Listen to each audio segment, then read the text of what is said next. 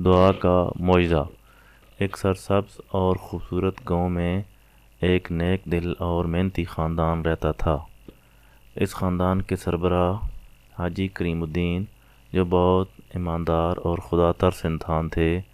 ان کی بیوی Fatima be be ایک وفادار اور صابر عورت تھیں جو ہمیشہ اپنے شوہر اور بچوں کے لیے دعا گو رہتی تھیں۔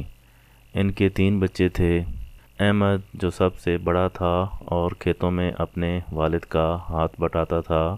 احمد سے چھوٹی ایک بیٹی تھی جس کا نام سورہ تھا، جو گھر کے کاموں میں ماں کی مدد کیا کرتی تھی۔ سب سے چھوٹا علی تھا جو ابھی مدرسے میں تعلیم حاصل کر رہا تھا۔ یہ خاندان خوشحال تو نہیں تھا مگر اللہ کا شکر ادا کرتے نہ تھکتا تھا۔ گاؤں میں ان کی ایمانداری اور سادگی کی وجہ سے سب ان کی عزت کرتے تھے۔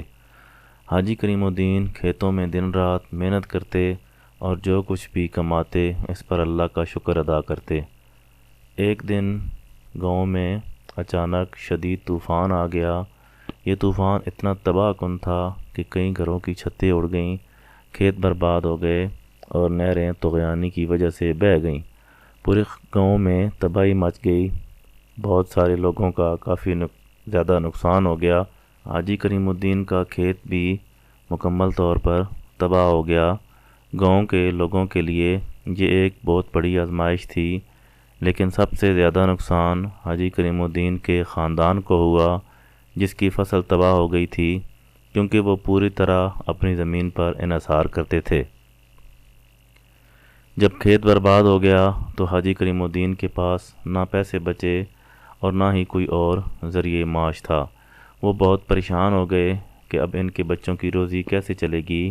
فاطمہ بی بی نے اپنے شوہر کو حوصلہ دیا اور کہا، وہ اپنے نیک بندوں کی ضرور سنتا ہے۔ مجھے یقین ہے، اپنے اللہ پر بھروسہ رکھیے۔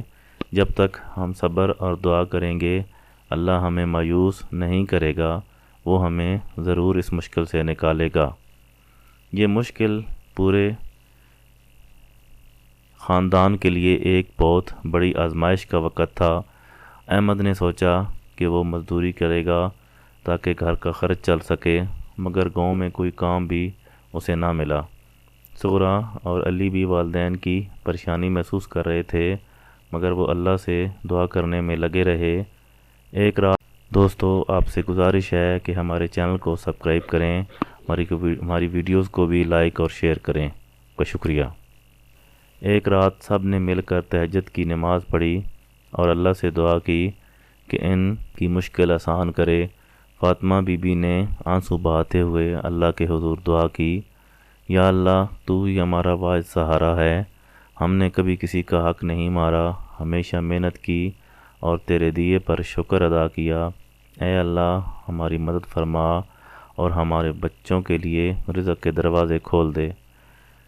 چند دن گاؤں میں ایک نیک دل تاجر آیا جو ضرورت مندوں کی مدد کرنا چاہتا تھا۔ اس کو لوگوں نے حاجی کریم الدین کے بارے میں بتایا۔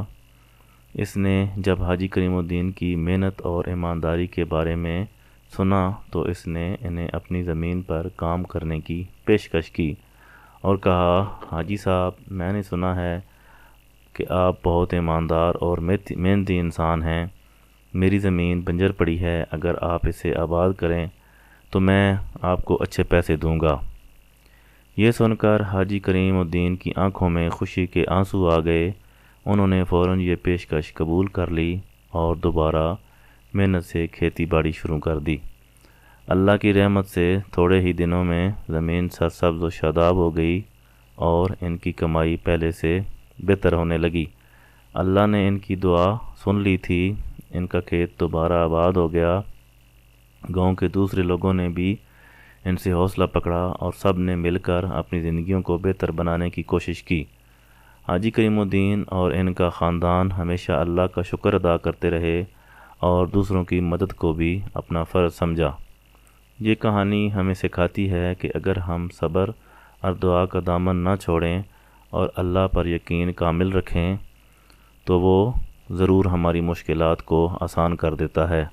مشکلات آتی ہیں مگر اللہ کی رحمت سے ہمیشہ ان کا حل بھی نکل آتا ہے۔